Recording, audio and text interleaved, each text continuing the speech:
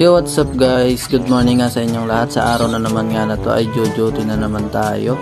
So sa kasagsagan nga ng aking pagbibihis dyan ng aking uniform, bigla kang nabanggit ng aking asawa na baka daw maiwanan ko na naman yung aking cellphone.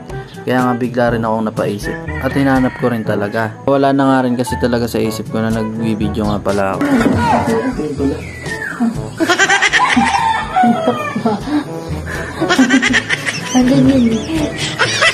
Antok pa guys. Hinahanap namin yung cellphone. Yun pa nagbibideo nga pala ako. Matapos ko nga makapaghanda ng aking mga gamit ay nag-asikaso na nga rin ako para umalis.